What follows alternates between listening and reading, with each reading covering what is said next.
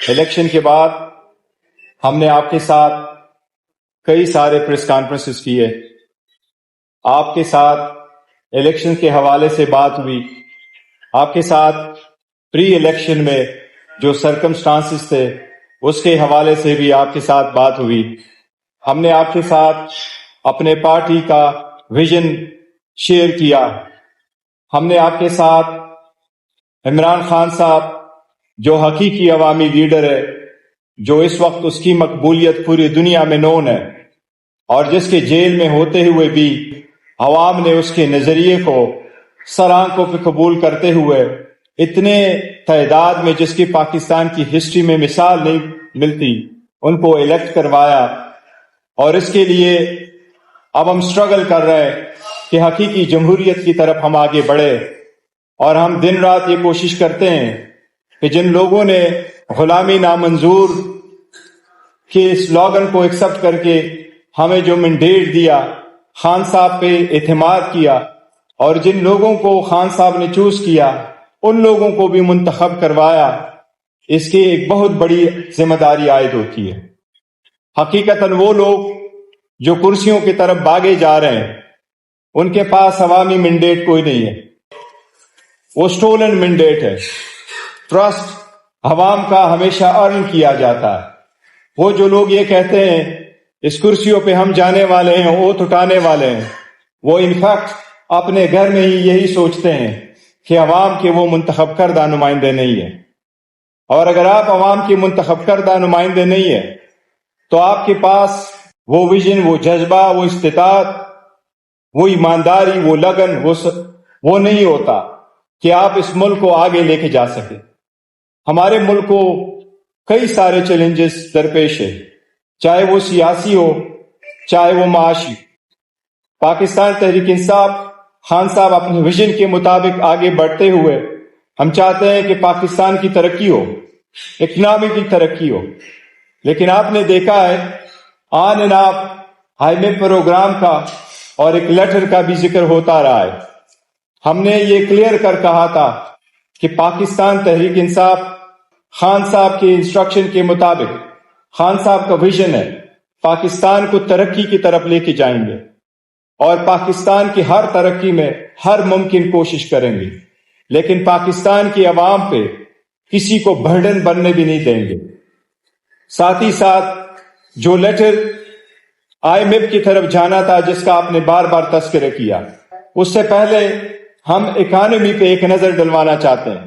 اس لیے آج ہمارے ساتھ ہے جو وہ ایکسپرٹ آپ نے بار بار دیکھا ہے، جو آپ کو ایک پرسپیکٹو دیں گے اکانومی پہ، آئی ایم ایف پروگراموں پہ بھی، اور اس کا ایک political overview overall انشاءاللہ تعالی ہمارے پاکستان تحریک انصاف کے بانی چیئرمین عمران احمد خان نیازی صاحب کے نامزد کردہ ہمارے وزیر اعظم کے آپ اس کے لیے نمائندہ عمر ایوب خان صاحب انشاءاللہ تعالی آپ کو دیں گے۔ اب میں ریکویسٹ کروں گا کہ پہلے میں مزید کنٹینیو کروں، صاحب آپ کو وہ بتا دے، ذرا اکنامک پرسپیکٹو بتا۔ جی بسم اللہ الرحمن الرحیم۔ آئی ایم ایف کو اس وقت ایک ہوا کی شکل دکھائی گئی ہے، اور یہ بولا گیا کہ شاید آئی ایم ایف کے ساتھ پی ٹی آئی نے کوئی ایسی چیز کر دی کہ شاید ماضی میں اس کی مثال نہیں ملتی۔ تو میں آپ کو سب سے پہلے بتانا چاہتا ہوں کہ پاکستان اب تک 24 پروگرام آئی ایم ایف کے لے چکا ہے۔ پہلا پروگرام 1958 میں لیا تھا، 1958 سے فاسٹ فارورڈ 1988۔ میں 1988 کا ذکر اس لیے کرنا چاہتا ہوں کہ 1988 سے پی ایم ایل این اور پی پی پی نے باقاعدہ طور پہ جو ہے اپنی حکومتیں بنائیں۔ 1988 سے لے کے 2024 تک پاکستان نے آئی ایم ایف کے 14 پروگرام دیے، جس میں سے صرف ایک پروگرام پورا ہوا اور 13 پروگرام نامکمل رہے۔ جب 13 دفعہ پروگرام 1988 سے لے کے 2024 تک نامکمل ہوئے تو اس وقت تو کسی نے کسی کو یہ نہیں کہا کہ ان کی وجہ سے ملک جو ہے ڈیفالٹ کی طرف چلا گیا۔ نمبر 1، ان 14 پروگراموں میں 12 پروگرام جو ہے پی ایم ایل این اور پی پی پی نے لیے۔ ان 12 پروگراموں میں صرف ایک پروگرام پی ایم ایل نے مکمل کیا۔ پاکستان کی تاریخ کا سب سے بڑا پروگرام پی پی پی نے لیا 2008 میں $10 ارب کا، اور اس کو بھی نامکمل کیا۔ پھر اس کے بعد دوسرا بڑا آئی ایم ایف کا پروگرام پاکستان کی تاریخ میں لیا پی ایم ایل این نے 2013 میں $6.5 ارب کا۔ پی ٹی آئی جب 2018 میں آئی تو ہمیں تانے دیے گئے کہ انہوں نے پہلے دن سے IMF کا پروگرام کیوں نہیں لیا. عمران خان نے اس وقت 10 مہینے نیگوشیٹ کر کے عالمی دنیا سے $10 ارب لے کر آئے, چین سے, سعودی عرب سے, UAE سے. اس کے بعد IMF کی کنڈیشن کو نرم کرایا اور پھر جا کے IMF کا پروگرام لیا. عمران خان کا پروگرام بھی $6.5 ارب کا تھا, اور اس میں سے عمران خان نے آدھی رقم بھی نہیں لی. یہ 2008 سے 2020 تک واحد حکومت تھی جس نے صرف $3 ارب IMF سے قرض دیا. PMLN نے $6.5 ارب, PPP نے $7.5 ارب اٹھائے. اس کے بعد آپ کے سامنے آپ کو یاد ہوگا کہ 5 فروری 2022 کو IMF نے PTI کو $1.25 ارب کی قسط دی تھی, اور ٹھیک اس کے 1 مہینے بعد نو کانفیڈنس موومنٹ آ گئی. ہمیں یہ بولا گیا کہ ہم نے پیٹرول کی قیمت اور بجلی کی قیمت کم کر کے پروگرام کو سبوتاژ کیا. کیسے ممکن ہو سکتا ہے کہ 1 مہینے پہلے $1.25 ارب مل رہے ہیں اور 1 مہینے بعد سبوتاژ ہو گیا؟ اس کے ثبوت 3 سے 4 دفعہ IMF کے رپورٹس ریویو آ چکے ہیں. کسی ایک ریویو میں ایک لائن بتا دیں کہ IMF پروگرام IMF نے سسپینڈ کیا ہو, یہ جھوٹ بولتے رہے. پھر PMLN آئی. PMLN نے پہلے 4 مہینے لگائے مفتاح اسماعیل نے پروگرام کو ریوائیو کرنے میں, 3 دفعہ مس کمٹمنٹ کیا. اس کے بعد اگست 2022 کو جو ہے پروگرام واپس سٹارٹ ہوا, اور فوراً آتے ہی اسحاق ڈار اکتوبر میں آئے اور وہ اگست 15 تک رہے, ایک ریویو مکمل نہیں کر سکے, 10 مہینے. اور اسحاق ڈار کے الفاظ آپ کو یاد ہوں گے, آئی ڈونٹ کیئر. اس کے بعد انہوں نے 2 ایسے کام کیے جس پہ IMF نے تردید کی. پاکستان کی تاریخ میں کبھی تردید نہیں کرتا IMF. ایک, انہوں نے سینٹ پہ کھڑے ہو کر بولا کہ IMF مجھے اس لیے پروگرام نہیں دے رہا کہ IMF جو ہے پاکستان کے میزائل پروگرام پہ کمپرومائز کروانا چاہتا ہے. IMF نے لیٹر لکھا, تردید کی. پھر اس کے بعد 2 صوبوں میں الیکشن نہیں ہو رہے تھے, تو پھر انہوں نے کہا کہ ECP, ہم اس لیے ECP کو فنڈ جاری نہیں کر رہے کیونکہ بجٹ ڈیفیسٹ آؤٹ ہو جائے گا. IMF نے منع کیا. IMF نے پھر آ کے بولا کہ ایسا کچھ نہیں ہے. فائنلی جب یہ فیل ہو گئے تو یہ میں آپ کو لے کے جا رہا ہوں جون 2023. یہ سب سے امپورٹنٹ چیز ہے. یہ آج کی جو ابھی ڈاکٹر صاحب بات کریں گے, بیرسٹر صاحب بات کریں گے اور عمر صاحب بات کریں گے, آپ کی نالج میں ہونی چاہیے بات. IMF نے ہم سے رابطہ کیا, میں سعودی عرب حج پہ تھا, ہم سے رابطہ کیا. اس وقت نہ ہم قومی اسمبلی میں تھے نہ صوبائی اسمبلی میں تھے. پاکستان کی تاریخ, میں بھی 20 سال سے معیشت کو کور کرتا ہوں, پاکستان کی تاریخ میں پہلی دفعہ IMF نے بولا کہ ہم آپ لوگوں سے ملنا چاہتے ہیں. ہمارے بورڈ آف ڈائریکٹرز کہہ رہے ہیں کہ عمران خان اور PTI سے کنسنٹ لو. اگر پاکستان کو 9 ماہ کا پروگرام دینا ہے تو عمران خان کی کنسنٹ ہوگی تو پروگرام دیا جائے گا.